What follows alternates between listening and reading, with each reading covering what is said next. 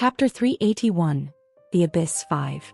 After sailing for about half a day, they spotted a series of islands, both large and small, nestled closely together. A rudimentary village could be seen on one of the islands. It was the village where the pirates who followed Iris lived, but right now no survivors could be seen in the village. The thousands of pirates residing there had been turned into intertwined monsters by Iris' dark power, and they had eventually been reduced to ashes and met their end when the Demon King's dark power was dispersed. As they passed several islands, a large island emblazoned with a symbol representing the Demon King of Fury came into view. It was glaringly obvious to be a stronghold where Iris and the Dark Elves had resided. Eugene, Sienna, and Anise volunteered to scout ahead. There might still be remnants of dangerous energies related to the Demon King. "The three of us will go alone, so please guard the ship," Eugene said. It was a request that was met with no opposition. In particular, Ortis, the commander of the suppression force, nodded fervently. He seemed to have infinite faith in Eugene's simple words. "The hero," Ortis intoned mentally. Initially, Ortis had not favored Eugene. He had found Eugene to be excessively rude when they had a conversation at Night March. The next time they met had been when Eugene and his party had sneaked an attack on Laversia, and it had not fostered any good feelings then either. Instead, Ortis had experienced nothing but hardship from Eugene. Yet, any residual resentment melted away during the battle against the Demon King.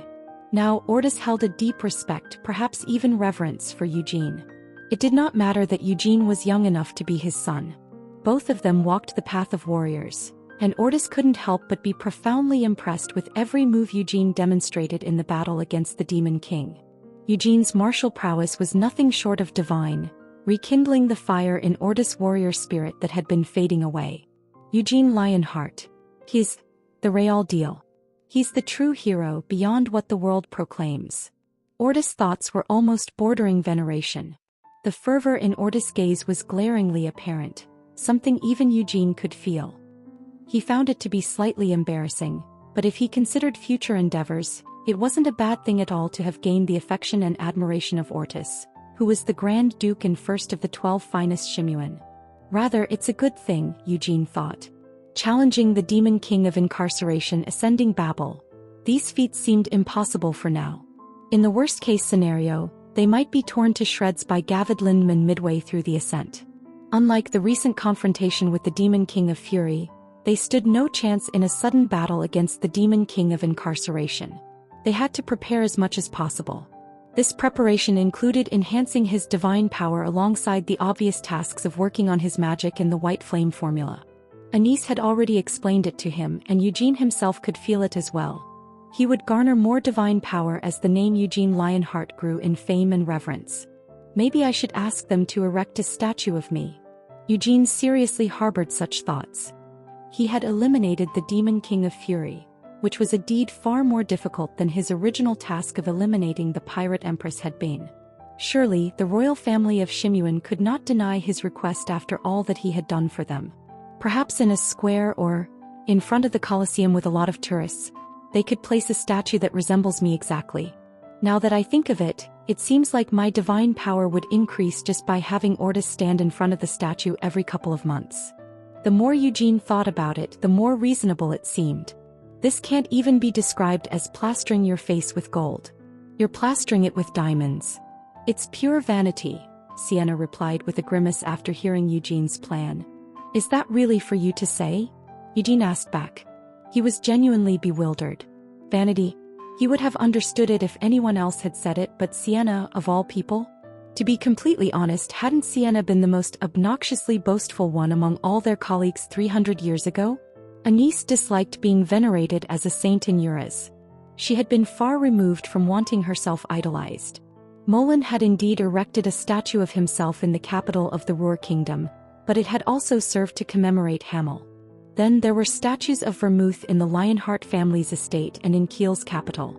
But, would Vermouth have been obsessed with his own statues?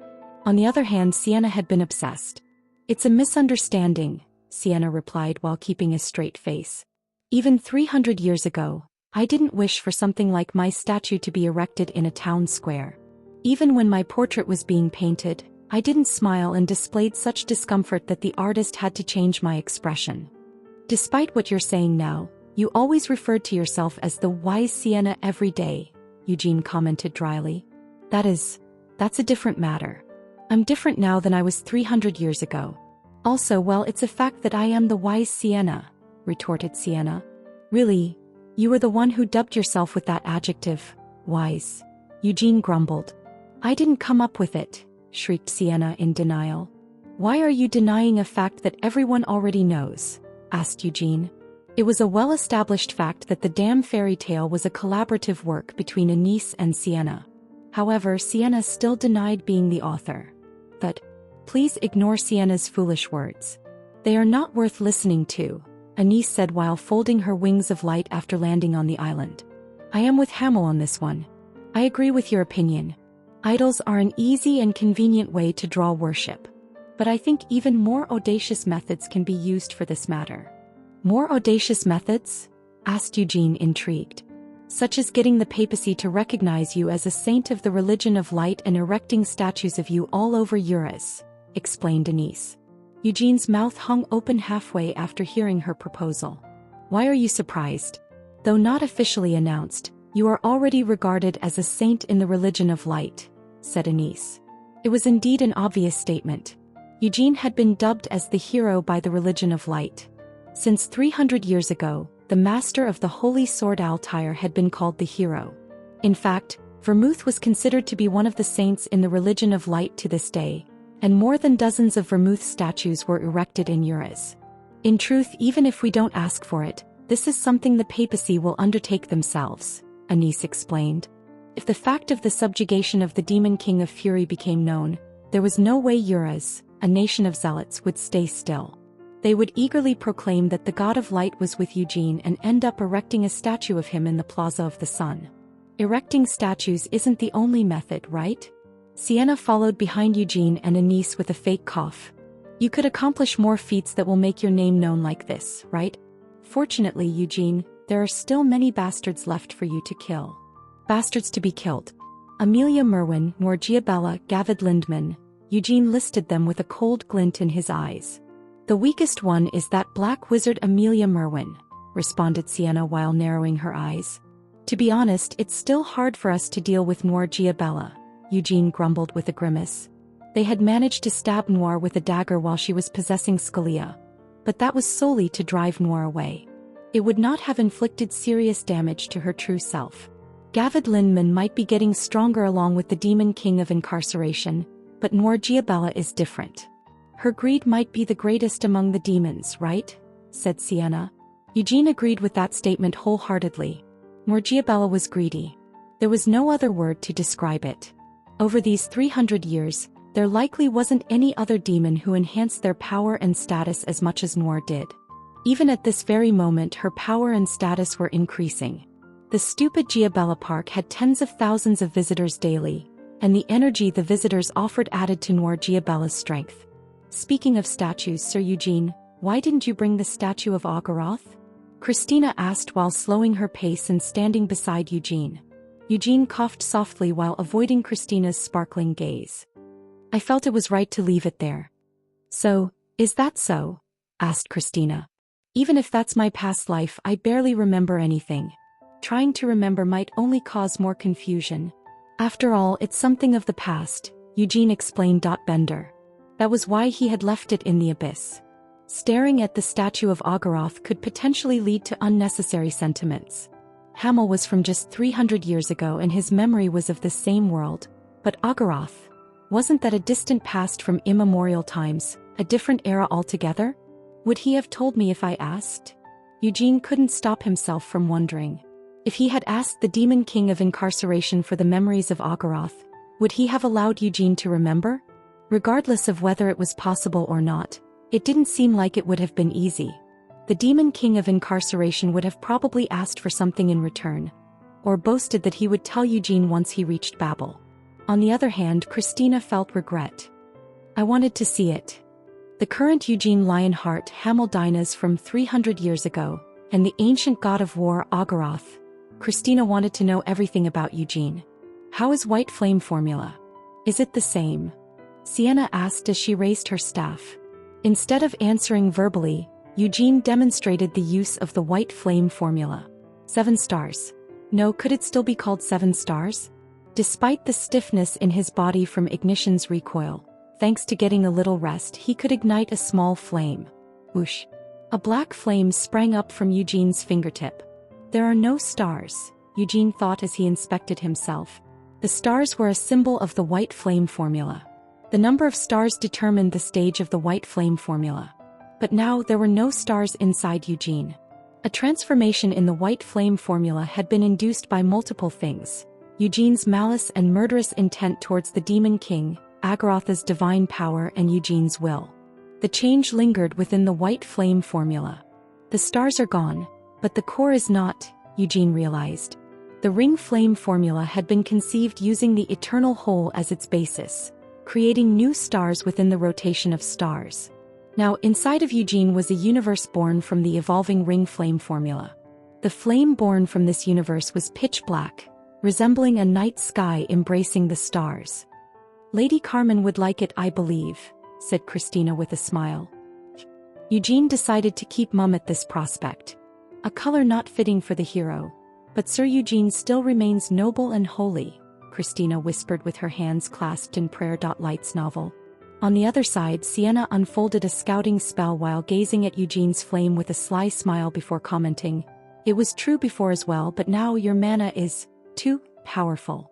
It's violent and alien." The mana in the atmosphere was in its purest form.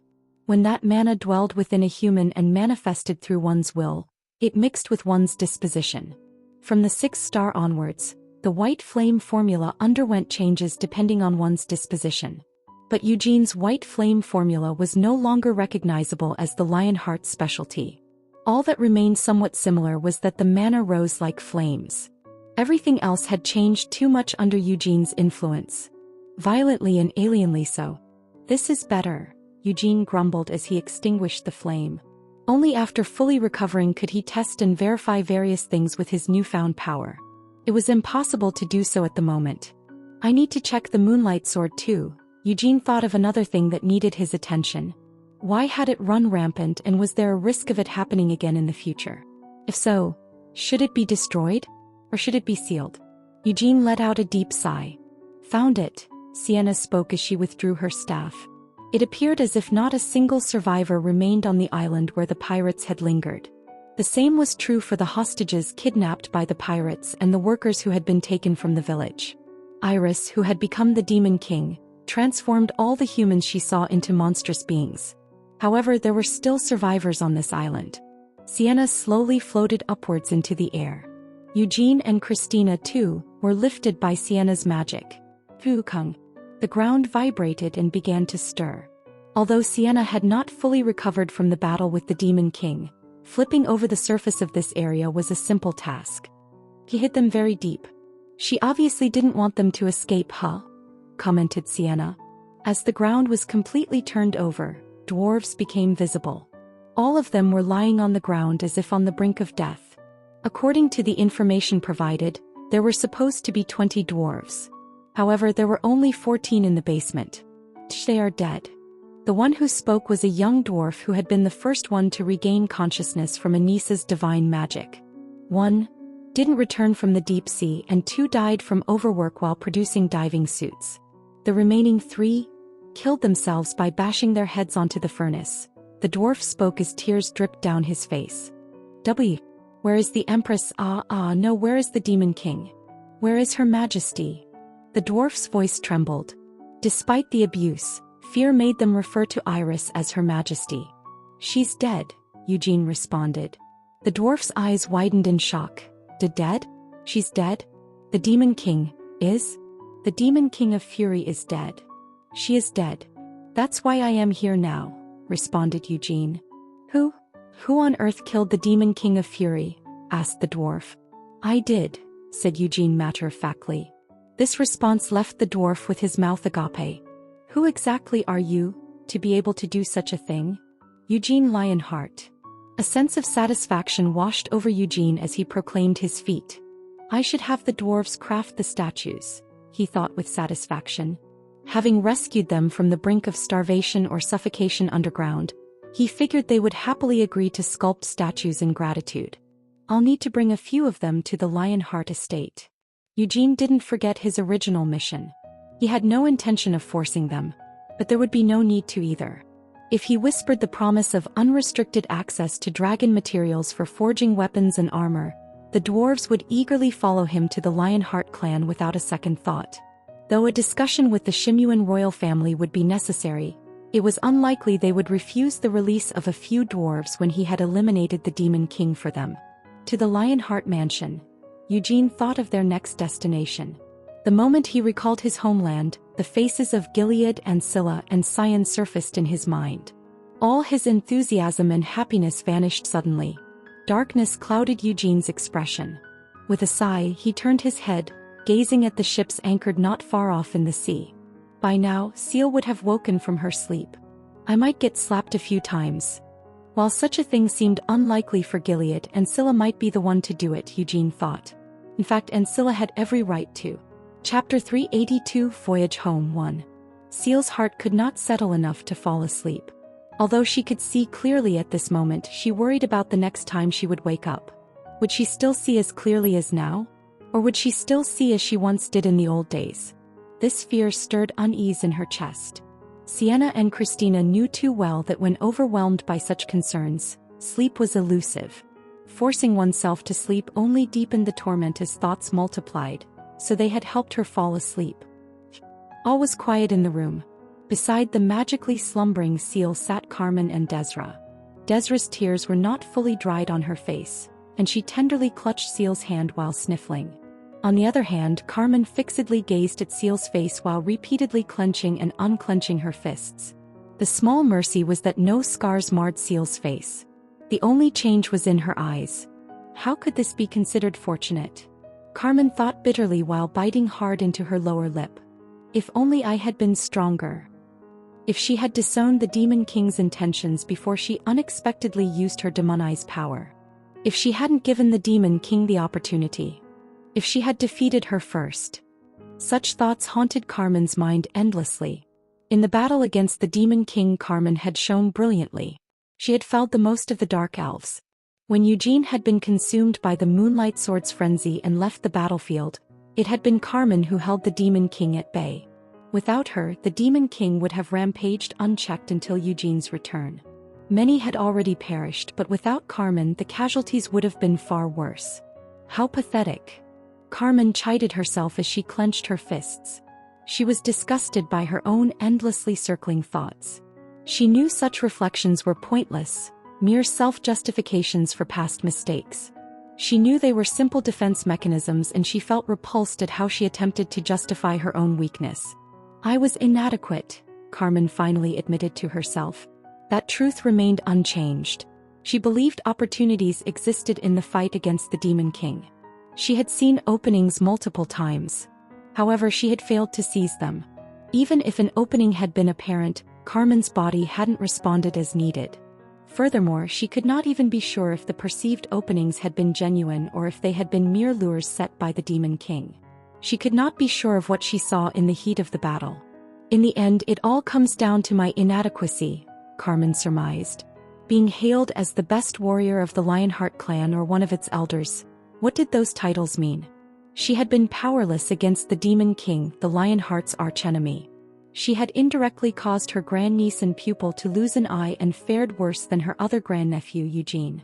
For the first time in her life, a thought struck her: I am weak. As if sensing her despair, a hand gently landed on Carmen's trembling hand. She startled. When she looked up, she found Seal's eyes on her. See, her lips parted involuntarily. But she could not call out Seal's name completely. She saw Seal's eyes gazing in her direction.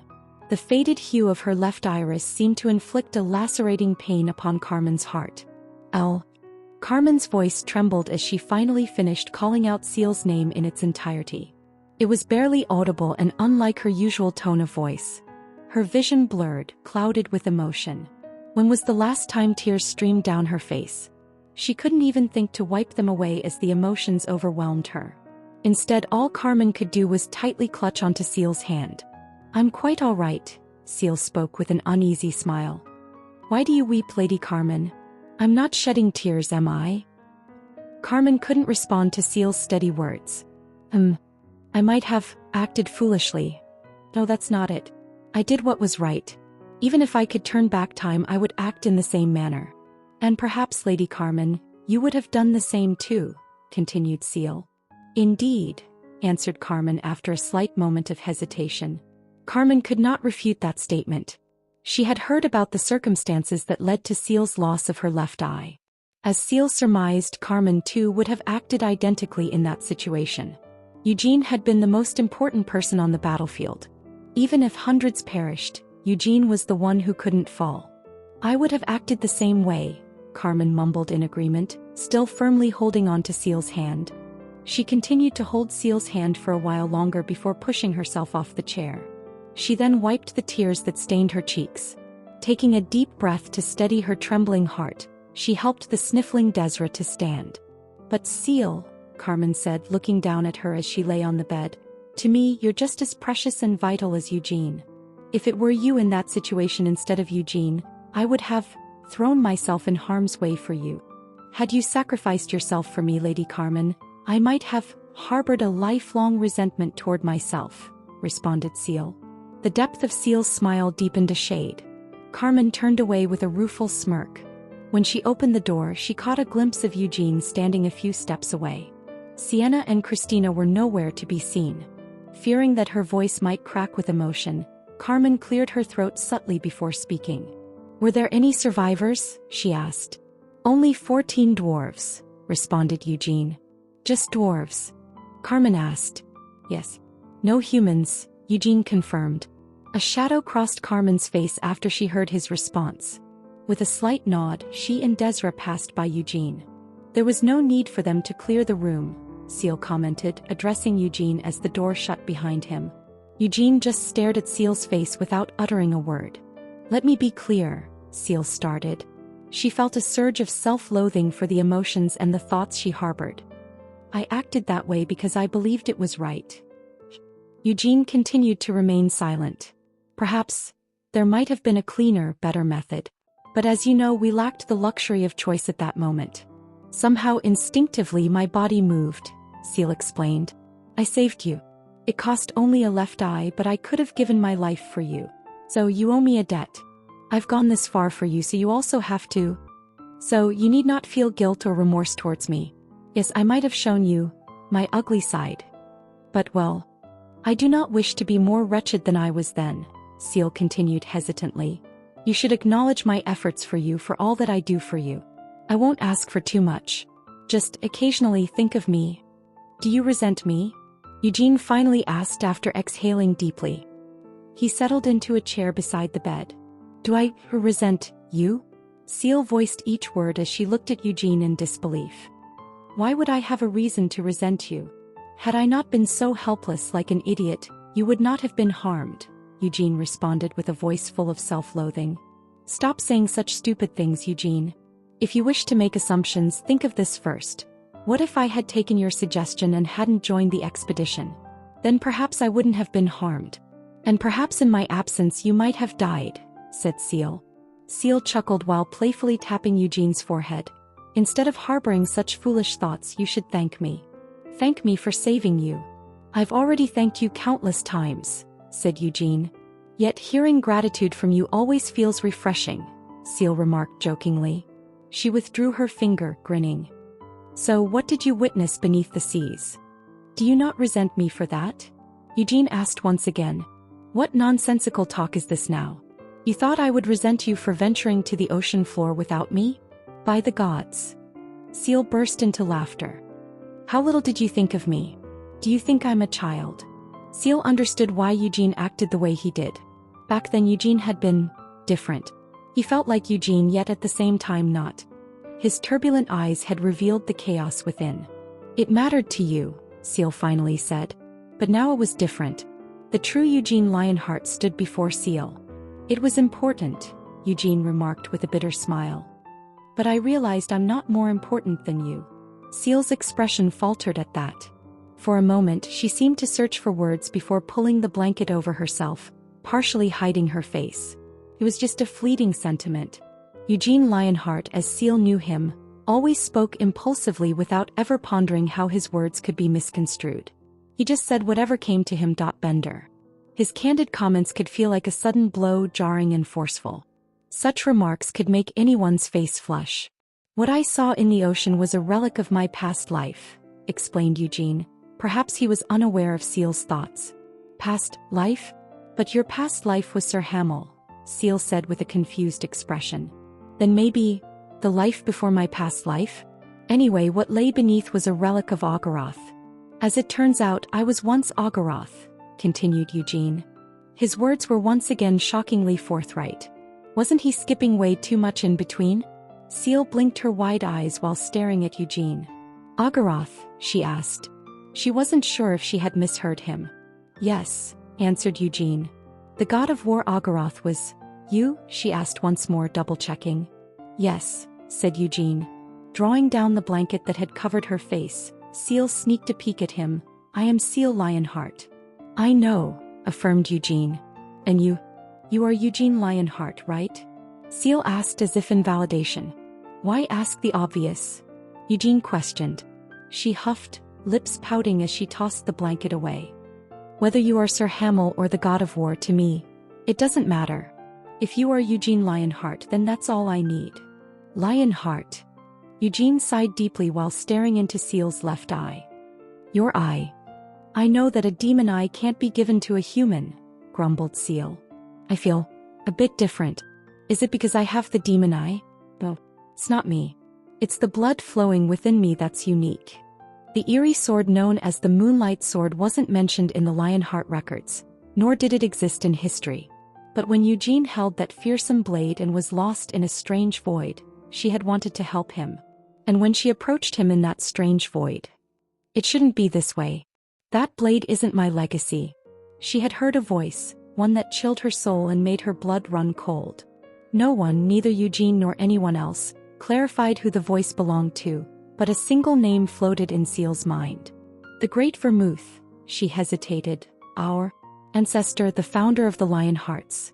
Was he not human? Could he possibly have been a demon?" "No," denied Eugene.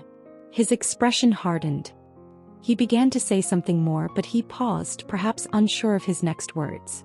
After a long sigh, he said, "I'm not entirely sure whether that bastard is a demon or a man. Still, calling our ancestor that bastard seems a bit much." Seal chuckled, her rigid expression softening a tad. After a pause, she asked, "That voice, you heard it too, right?" "Yes," confirmed Eugene. "So it was our ancestor's voice?" she asked. "The only one who would say something like, 'That blade isn't my legacy,' is that bastard," Eugene said with a stern face. Light's novel. "That blade isn't my legacy." The meaning behind Vermouth's words was unclear. Eugene didn't know what to make of it. The place Eugene found the Moonlight Sword was in a tomb beneath the desert.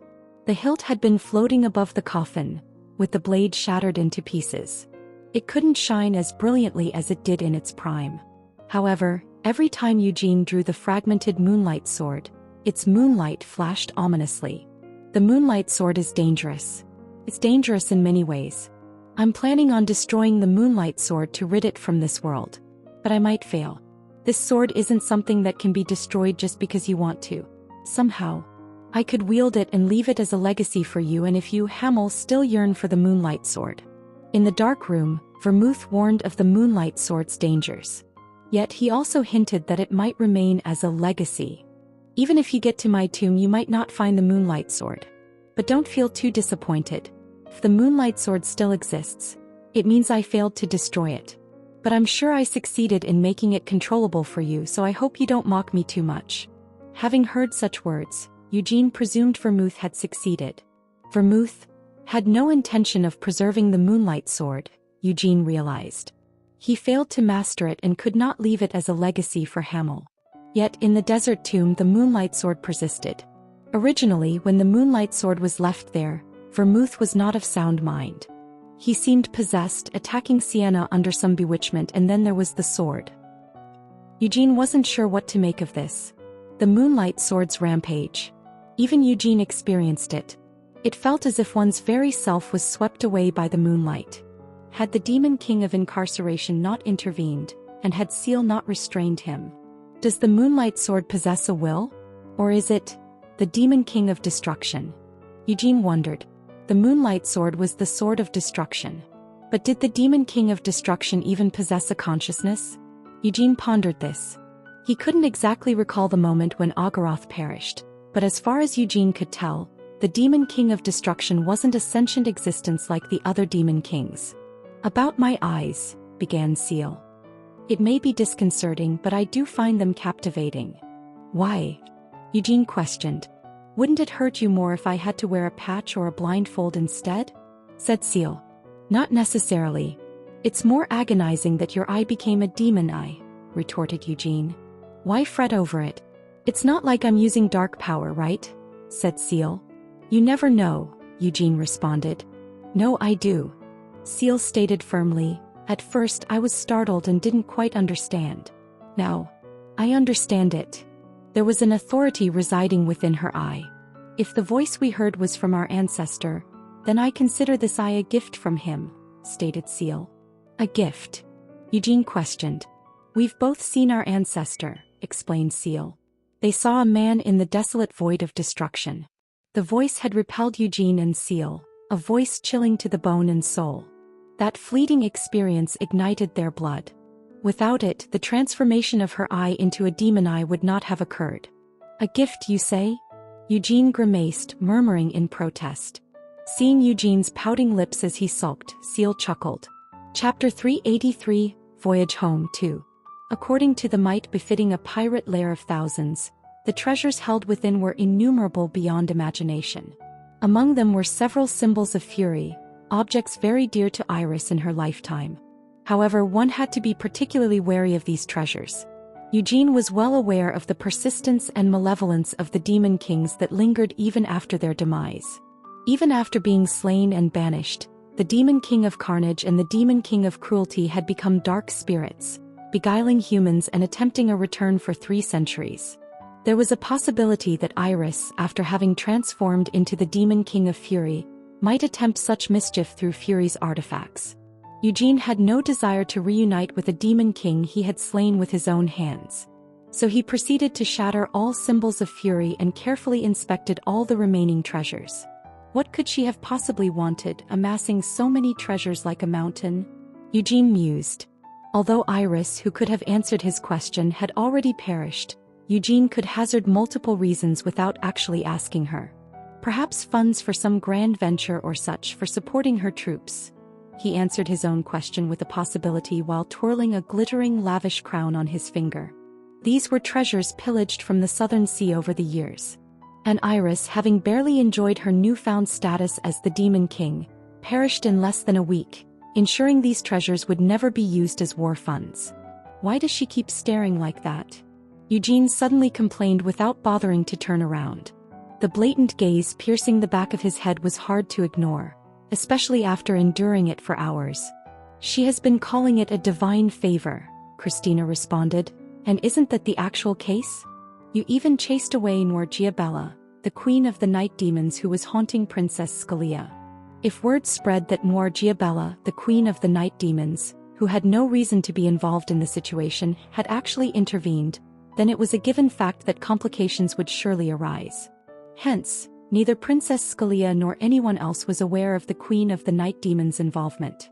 "It's because Sienna speaks without thinking," Eugene complained in a low voice. "Why is it my fault?" "You plunged a dagger into the princess' chest without consideration," Sienna retorted, glaring at Eugene with narrowed eyes. Their conversation went unnoticed by Scalia, nor did she have any intention of eavesdropping. She maintained her distance while staring intently at Eugene. "He saved me." That was the only thought running through Scalia's mind. She couldn't remember that exact moment, as her memories during her time under the Demon King's influence remained clouded. Yet she faintly recalled the impulse to commit atrocities following the deepest desires of her heart. She remembered her intent to kill her Lieutenant Dior and her own kin, Prince Jafar. Frankly, it wasn't entirely Noir's fault either. Scalia had already been driven half-mad by the dark power exuded by the Demon King of Fury, and the darkest impulses hidden deep within her had surged to the surface without her knowing. The crux of the matter was that Scalia had no intention of acknowledging the fact that she had harbored such impulses. Throughout her life she had committed multiple homicides, but she always believed she had never unjustly taken an innocent life, killing only those who deserved to be killed. In her view, the ones she had always chosen were the guilty and, as such, needed to meet their end. But Dior and Jaffer didn't meet her criteria and were not meant to die. Had she succumbed to her wicked urges and killed them, Scalia knew without a doubt that her life would have been utterly ruined. The hero. Her thoughts weren't merely those of gratitude but bordered adoration. Scalia continued to gawk at Eugene, swallowing hard. 2 days had already passed after the conclusion of the battle. Typically, Scalia wouldn't be able to sleep without the aid of sleeping pills, and when sleep eventually did take hold of her, it was more than often plagued by nightmares. However, after receiving the blessing of the hero, she could now sleep without the aid of any medicine. Furthermore, she slept soundly, free from any nightmares. The whispers that used to torment her thoughts were completely gone. No longer did she harbor thoughts of spilling another's blood, of committing heinous deeds. The void left by those eradicated murderous impulses in Scalia's heart was instead filled with admiration and faith for the hero, her savior. This miraculous experience instilled a newfound belief within her. And Scalia was not the only one to feel such a change. Many in the expedition force felt a shift in their perception of Eugene. The descendant of the Great Vermouth, Lionheart, the strongest family on the continent. Until their expedition began, for the majority, the name Eugene Lionheart was often accompanied by such recognition. But now things had changed. Why? Because they all had witnessed him defeating a demon king with their own eyes. "It is no longer Lionheart of the Great Vermouth," Carmen declared from the sofa the moment Eugene entered their temporary dwelling. "It belongs to the hero of our current era, Eugene Lionheart." Upon hearing this, Eugene's face crumpled involuntarily. The statement wasn't derogatory, but it also felt embarrassing to grin like an idiot upon hearing it. "Ahem," clearing his throat, Eugene inquired, "feeling a bit better, are we?" "I've realized that my own despondency is somewhat comical," Carmen mused. Then with a click she flicked open her lighter before continuing with her thoughts. "This series of events happened because of my shortcomings. Now that I've accepted that, I can't wallow in despair. Instead, I must stand and move forward." "Yes." Eugene agreed with her wholeheartedly. "I'm grateful to you, Eugene. If you hadn't come, if you hadn't led us forward, this era might have been ridiculed by the newly born Demon King," continued Carmen. The lighter's lid snapped shut. As if on cue, Carmen confessed her deepest worry. "If I hadn't come here, I would have continued living in delusion." "Delusion? What delusion are you speaking of?" Eugene asked, confused. "The delusion of my own strength," Carmen replied while caressing her lighter, a wry smile on her lips. "Eugene, are you familiar with frogs?" "Yes, I'm aware," answered Eugene. "I'm not talking about just any frog. I refer to the naive frog born in a well, having never ventured outside of it. Do you know how limited the sky appears when viewed from within that well, Eugene?" she inquired. "Well, I've never fallen into a well, so," Eugene responded awkwardly. "That frog believes that the well it resides in and the sliver of the sky it sees is the entirety of the world. It doesn't understand how vast the world truly is," explained Carmen. Eugene really wasn't sure how to respond here. "I was such a frog, one that mistakenly believed itself to be a lion. But thanks to you, I've come to realize the world's vastness and how insignificant and feeble I truly am," Carmen admitted. Eugene knew well the tale of the frog in the well. "Aren't you being overly harsh on yourself? You're plenty strong, Lady Carmen. In the battle against the Demon King, you did your part," Eugene assured. "I could only do so because you drained the Demon King's power. And because of Lady Sienna and Saint Christina's assistance," Carmen pointed out. Eugene found himself at a loss for words. He awkwardly cleared his throat. Noting his discomfort, Carmen broke into a wide grin and ended the tense silence. Gratitude shone in her simple words. "Thank you for the enlightenment, Eugene." Eugene discerned a burning yearning in Carmen's eyes. There was a raw, instinctive longing for power inside of her. From ancient times, such a single-minded craving for might inevitably led one to grow stronger. Some, however, would let that desire twist and warp, falling into the forbidden paths and consequently ruining themselves. But Eugene believed such tales were not Carmen's fate. With a grin, he nodded in agreement. What I provided could hardly be called an enlightenment. Both you and I, Lady Carmen, merely did what needed to be done, Eugene said. You usually carry yourself with such arrogance, but in moments like these, you show humility, Carmen noted. Ehem, Eugene cleared his throat, slightly embarrassed. Every facet of you shall inspire the Lionheart clan and everyone around. Eugene. No, the Black Lion, Carmen said approvingly. What? As the face of the Lionheart clan, even overshadowing the radiance of the Holy Sword. The Black Lion. It's quite ironic that the colors symbolizing you are the deepest black and crimson, Carmen continued without any sign of stopping. Eugene looked perplexed. Black? What? Truly astonishing, Eugene. In the 300-year history of the Lionhearts, the white flame formula has always emitted a pure white blaze, but you're different. How should one accept this fact? I believe that just as you've added new shades to the white flame formula, the Lionhearts of the future will be tinted in your colors. Unable to bear any more of her words while sober, Eugene didn't even look back as he fled from Carmen at top speed. Ha ha!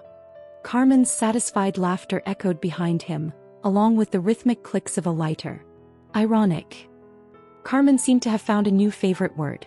Recovering treasures looted by pirates, taking care of the deceased and tending to the wounded. These were the pressing matters before everyone returned to their homeland. Hence, the punitive force had anchored at the islands for several days. Thankfully, these were matters for Ortis, not Eugene, to handle. Rumors had spread that even Prince Jaffer, who had dared to claim some merits, had been put in his place by Ortis with a stern look. After hiding in the evacuation boat throughout the battle, how can you dare to discuss merits, my prince? Seal imitated Ortis' voice while giggling. Did you see Prince Jaffer's face then? You probably thought Ortis would unquestionably support him. Well, Prince Jaffer surely hopes that when Ortis reports to the king, he would say something along the lines of, Prince Jaffer ordered the punitive expedition. Had Ortis reported so, there would have been a significant shift in the line of royal succession of Shimuan. We should tell him to take care of Princess Scalia, Eugene replied with an uninterested face. At least she fought valiantly and didn't flee. Why bother with her? Questioned Seal.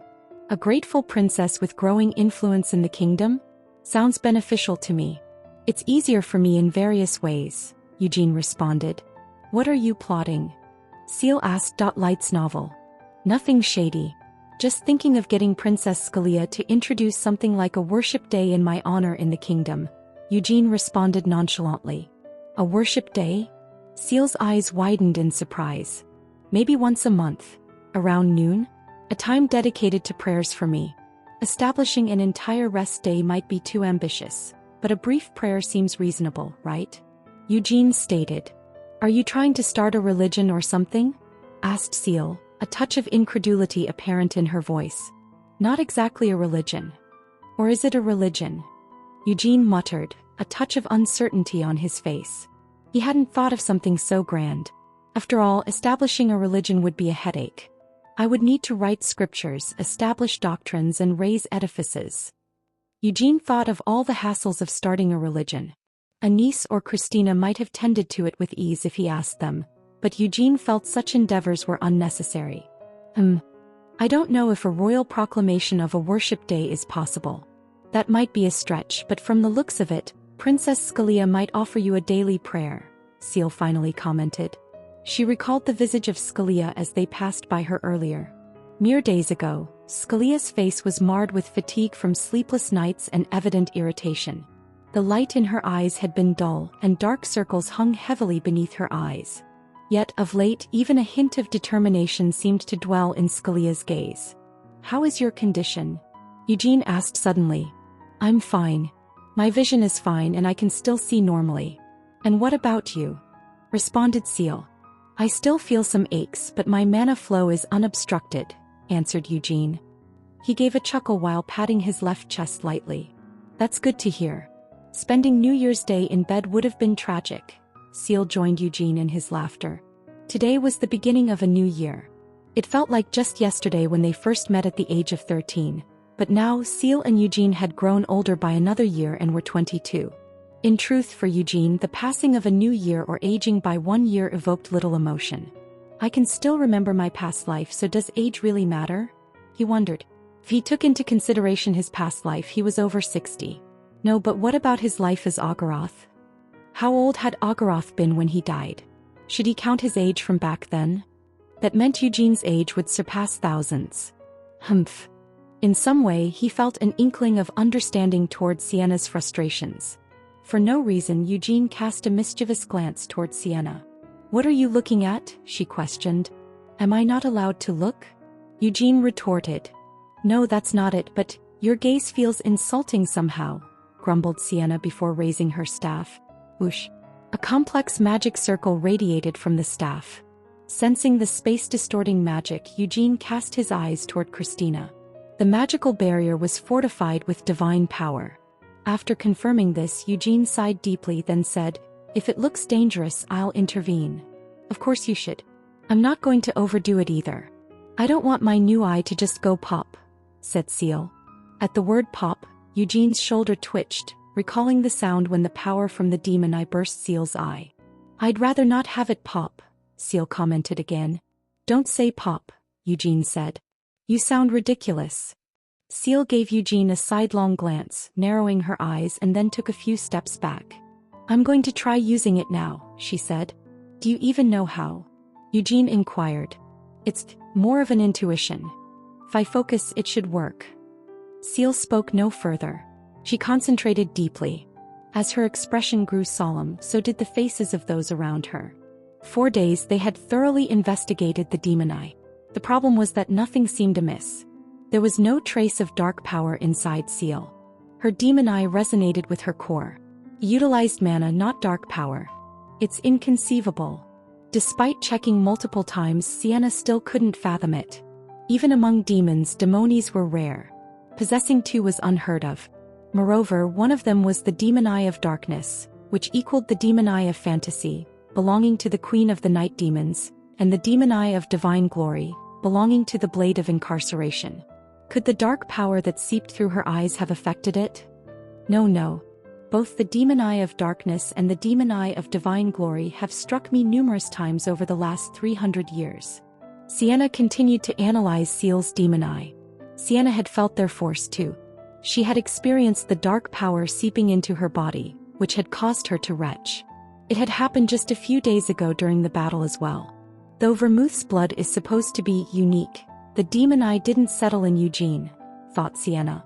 However much she pondered, no answers surfaced. The very fact that a human bore a demon eye was beyond comprehension.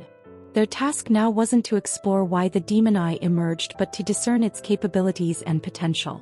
Since it's attuned with your core, you need to be even more careful. You might drain your mana if you misuse it. "You understand the implications, don't you?" asked Sienna. "Yes." Seal nodded intently while focusing. To be drained of mana was to risk collapse from exhaustion. Worse, damage to the core might leave lingering scars and haunt one for a lifetime. As potent and convenient as the demon eye might be, the power within it consumes vast reserves of dark power, Sienna reminded Seal. Sienna had given many such warnings, but it couldn't be stressed enough. With eyes full of concern, Sienna continued, "Iris only began overusing the demon eye after becoming the Demon King. Before that she couldn't." Gavid Lindman harnessed the power of the Demon King of Incarceration, offering him seemingly inexhaustible reserves even when using the demon eye. Morgiabella was a different case. While not tapping into the Demon King of Incarceration's power, she already possessed dark power rivaling the Demon King's. In comparison, Iris had been impoverished in terms of her dark power reserves. Even during their battles in Kiel, she couldn't unleash the demon eye's powers as she had recently done. Seal's white flame formula is at 4 stars, Sienna thought as she performed mental calculations. Her achievement seemed to pale in comparison to Eugene's monstrous growth, but in truth, reaching 4 stars at her age was a prodigious achievement. Among the expedition forces, only Carmen, Ortis, and Ivik possessed more mana than Seal. Using mana to invoke the demon eye's power is an unprecedented feat. To what extent can it be actualized? Sienna wondered. While the thought stirred concern, the magnitude of Seal's demon eye's power also piqued Sienna's curiosity. If the demon eye truly was a gift from Vermouth, it could perhaps harness an unimaginable power like conjuring abilities without consumption.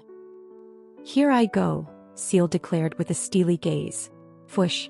Her left eye emitted a golden glow.